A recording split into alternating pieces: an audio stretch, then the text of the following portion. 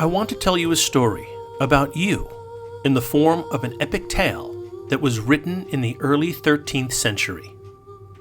It is part of the great literary tradition of King Arthur and the Knights of the Round Table. The name of this legend is Parzival and was written by Wolfram von Eschenbach. Parzival, like you, was of noble birth, but was ignorant to that fact. He lived as a fool, whose horse determined the path upon which he traveled. He spent his time fighting the battles on behalf of noblemen while wearing the armor of a fallen knight. This resulted in his winning success for other men and enriching kingdoms that were not his own. Thankfully, Parzival fulfilled his destiny. The question before each of us is whether we will in turn meet with our own successes. The poet begins the legend with the words similar to these. If vacillation dwells within the heart, then one will come to bitterly regret it. Shame and honor clash, where the courage of a steadfast man is little more than a confused mind. However, such a man may still be happy in life, since heaven and hell will be equally represented in him. Shame hides in the deep recesses of a man's heart, while honor pretends in public places. A metaphor such as this is often lost on men of unripe wits. They lack the power to grasp it, for it will wrench past them like a startled rabbit. This plays out in equal measure as a reflection in a dull mirror or in colors in a blind man's dream. A beautiful queen, the wife of a benevolent and powerful king, gave birth to a son, as the text says, quote, so large, she hardly survived, close quote. And this is how Eschenbach introduces Parzival, quote, brave and slowly wise, thus I hail my hero, close quote. Eschenbach is telling us that the boy, like each of us, in the tenderness of our youth, possesses physical strength, but lacks the wisdom to properly channel it. Parzival was raised in a sheltered manner, not knowing of his royal blood, his brave heart, nor the power-filled soul that resided within him. One day, in his secluded forest home, he chanced upon knights riding upon powerful horses. Parzival thought them to be gods, and immediately was moved to follow them, thus leaving everything behind.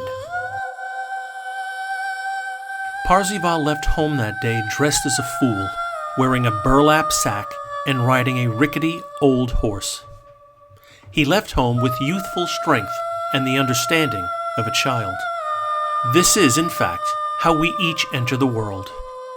As children, we climb upon a rickety old school bus, and it carts us off to be schooled in the ways of obedience, teaching us how to become citizens of this world.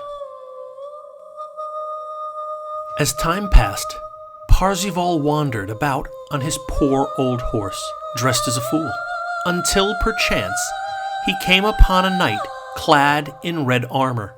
There was a challenge, and the old red knight misjudged the physical strength of the boy. Parzival won the battle on the basis of strength and agility, and took the red knight's armor and horse as his own. This is a common experience of each of us, even today. Each of us issues a challenge to the world. We challenge the structures of the world based on the strength that we feel within our bodies, while lacking the wisdom that comes from deep introspection. We act mostly from our animal and bodily urges. We find true, deep understanding and meaning in life to be nonsense and a waste of our time. After all, we have worlds to conquer, and feelings and emotions and thinking often just get in the way. Parzival's powerful new steed delivers him into the hands of a wise old knight named Gunnermans. Gunnermans, at first glance, mistook Parzival for the famous Red Knight. the knight that Parzival bested. However, the wisdom of close inspection revealed a fool dressed in the armor of a seasoned warrior.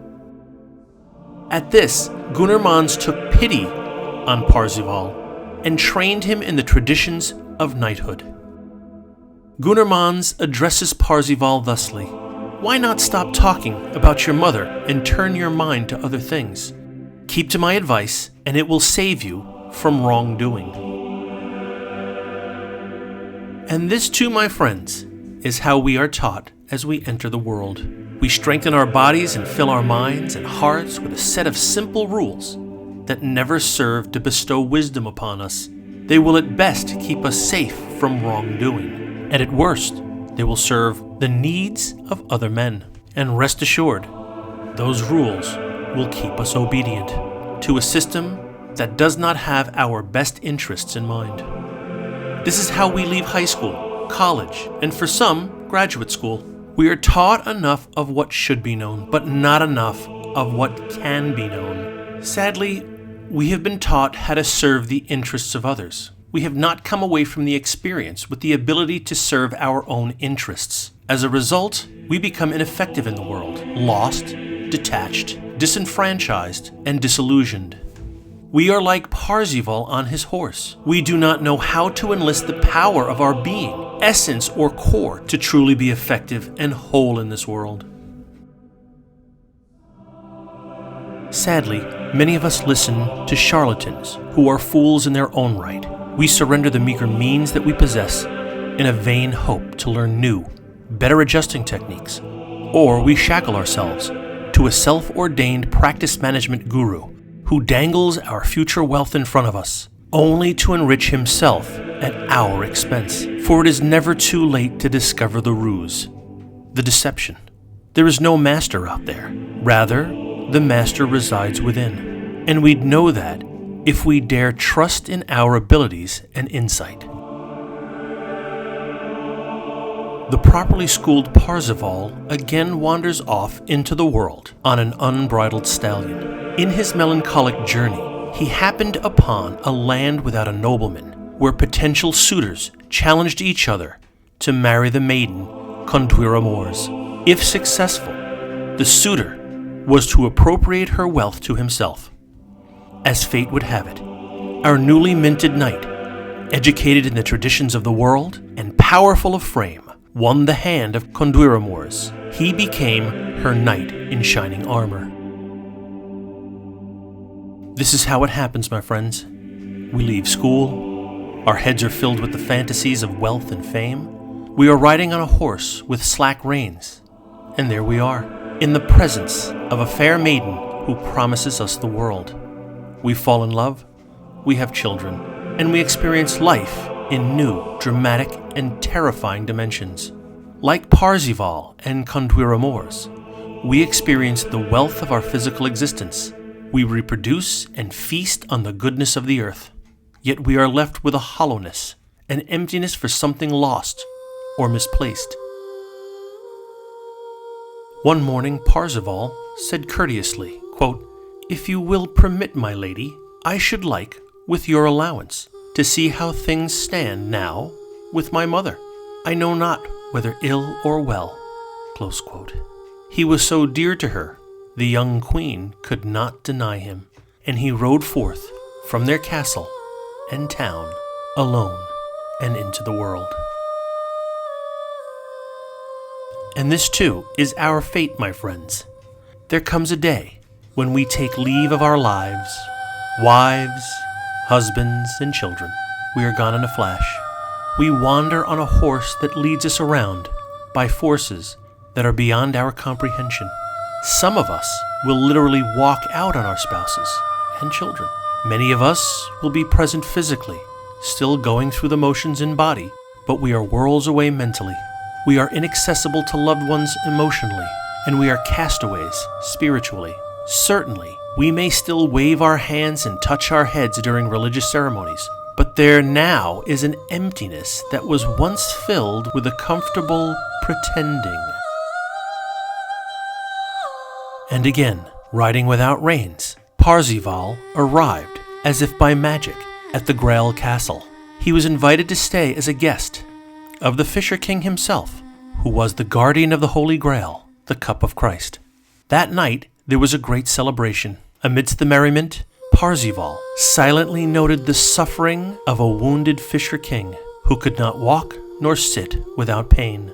Remembering the instructions of knighthood, Parzival thought to himself, tradition dictates that a knight should not speak nor ask too many questions, and as a consequence, the Fisher King's pain and suffering were prolonged. Here too, my friends, we are in the company of Parzival. We frequently find ourselves in moments and places of pivotal importance. These moments pass us by on account of our ignorance or on account of our own shame and ineptitude. We've learned how to fill the dialogue between us with trivialities so that we don't have to listen or deeply respond to each other. We know better the score and statistics of sports heroes and their beloved corporately sponsored teams. In all of this, we have no clue how to look deeply, neither into our own hearts nor the hearts of our fellow man. Sadly, Parzival's failure to inquire about the pain and suffering of the Fisher King brought about the end of the Grail celebration. Eschenbach writes, quote, "For that I pity him, and I pity too his sweet host, whom divine displeasure does not spare, when a mere question would have set him free."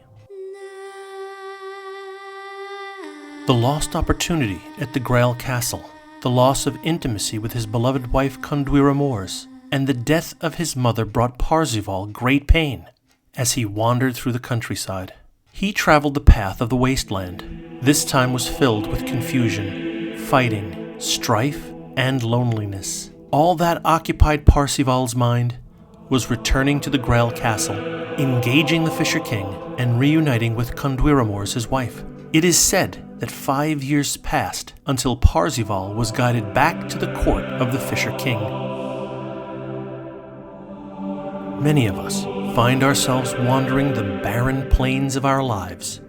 We are searching for a way out of the suffering imposed on us by rigid tradition and our own shortcomings in trying to live up to unrealistic expectations.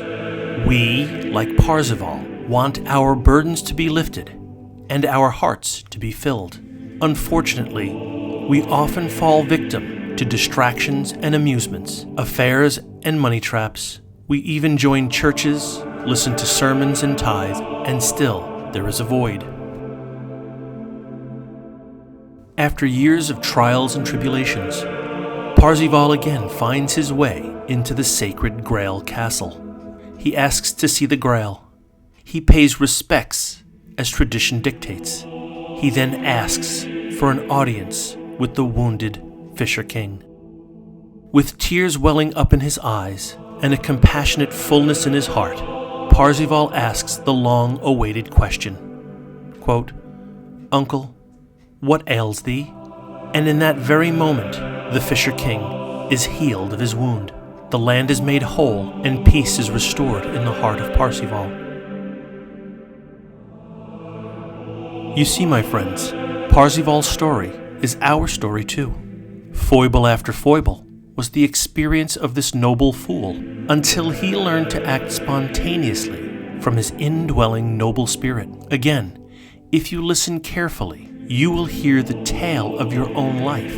It may be helpful to know that the name that Eschenbach uses for his main character, Parzival, can be understood to mean the piercing of the veil. In a way, the name of this character is a reminder that we must pierce the veil of our upbringing, culture, and its traditions and customs, so that we might find our true selves and come into the full flower of our lives. There is an important yet subtle point here. We are to transcend the mores of society without abandoning them.